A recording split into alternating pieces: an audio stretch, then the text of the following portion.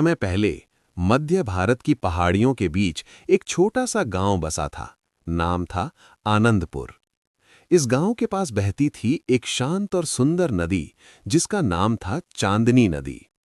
हमारे channel HK study group को subscribe करें। धन्यवाद। लोग कहते थे कि ये नदी साधारण नहीं थी। इसकी लहरों में जैसे कोई रहस्य छिपा था।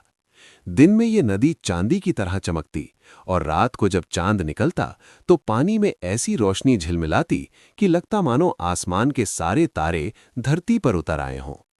गांव वाले इस नदी को मां मानते थे। वे कहते, चांदनी नदी हमें जीवन देती है। खेतों की हरियाली, मछुआरों की रोजी और बच्चों की हंसी, सब कुछ इसी नदी की देन था।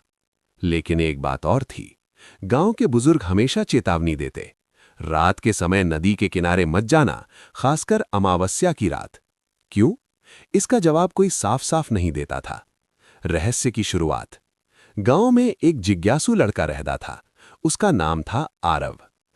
उसने सोचा, मुझे खुद जाकर देखना होगा। अमावस्या की रात। कुछ दिनों बाद अमावस्या आई। पूरा गांव अंधेरे में डूबा था। हवा में ठंडक थी और दूर कहीं सियारों की आवाज सुनाई दे रही थी। आरव चुपके से अपने घर से निकला। वो धीरे धीरे नदी की ओर बढ़ा। जैसे ही वो किनारे पहुंचा, उसने देखा नदी आज शांत नहीं थी। पानी में हल्की हल्की लहरें उठ रही थीं, जैसे कोई अंदर से हिल रहा हो। अचानक उसे पानी में हल्की सी नीली रोशनी दिखी। आरव का दिल तेजी से धड़कने लगा। वो थोड़ा और पास गया। तभी उसे लगा जैसे किसी ने उसका नाम पुकारा। आरव? वो चौंक गया। कौन है? उसने कांपती आवाज में पूछा। पानी की सतह पर एक धुंधली आकृति उभरी।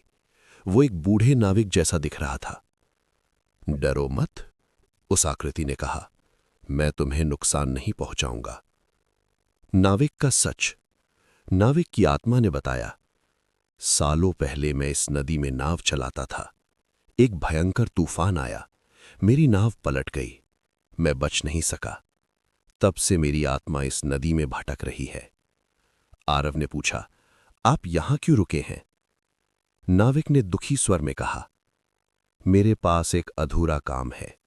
मैंने नदी के बीचों बीच एक कीमती संदूक छुपाया था। उसमें गांव के लिए एक उपहार था। मैं उसे गांव वालों तक पहुंचाना चाहता था, पर समय ने साथ नहीं दिया। क्या है उस संदूक में? उसमें नदी को बचाने का उपाय है, नाविक बोला। जल्द ही ये नदी सूखने लगेगी।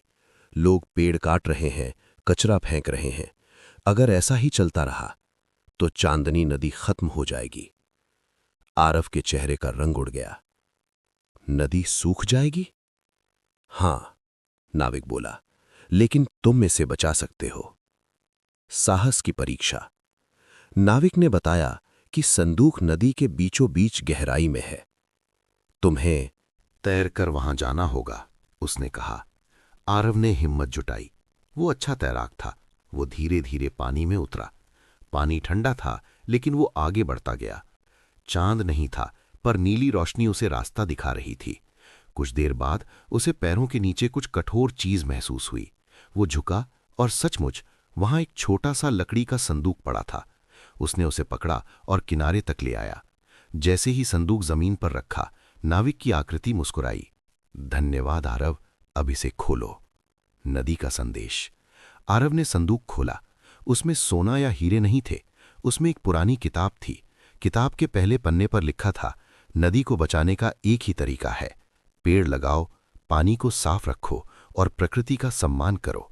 किताब में विस्तार से बताया गया था कि कैसे जंगलों की कटाई से नदी सूखती है, कैसे गंदगी से पानी जहरीला हो जाता है। नाविक ने कहा, मेरा काम पूरा हो गया, अब यह जिम्मेदारी तुम्हारी है। धीरे धीरे वो नीली रोशनी गायब हो गई। नदी फिर से शांत हो गई। नई शुरुआत। अगली सुबह आरव ने गांव के लोगों को सारी बात बताई। पहले तो किसी ने विश्वास नहीं किया, लेकिन जब उन्होंने किताब देखी तो वे समझ गए कि यह साधारण बात नहीं है। गांव के सरपंच ने घोषणा की, आज से हम नदी को गंदा नहीं करेंगे। हर परिवार 5 पेड़ लगाएगा। धीरे धीरे पूरे गांव ने मिलकर नदी की सफाई शुरू की। किनारों पर पेड़ लगाए गए। कचरा फेंकना बंद कर दिया गया। कुछ ही महीनों में चांदनी नदी पहले से भी अधिक स्वच्छ और चमकदार हो गई। आखिरी दृश्य। कई साल बाद आरव बड़ा होकर पर्यावरण वैज्ञानिक बन गया। वो हमेशा कहता, एक नदी सिर्फ पानी नहीं होती, वो जीवन होती है। और हर अमावस्या की रात जब गांव वाले नदी के किनारे दीप जलाते तो उन्हें पानी में हल्की सी नीली चमक दिखाई देती, जैसे कोई मुस्कुरा रहा हो। शायद वो नाविक था, या शायद वो चांदनी नदी की आत्मा थी। कहानी का संदेश: प्रकृति हमें जीवन देती है,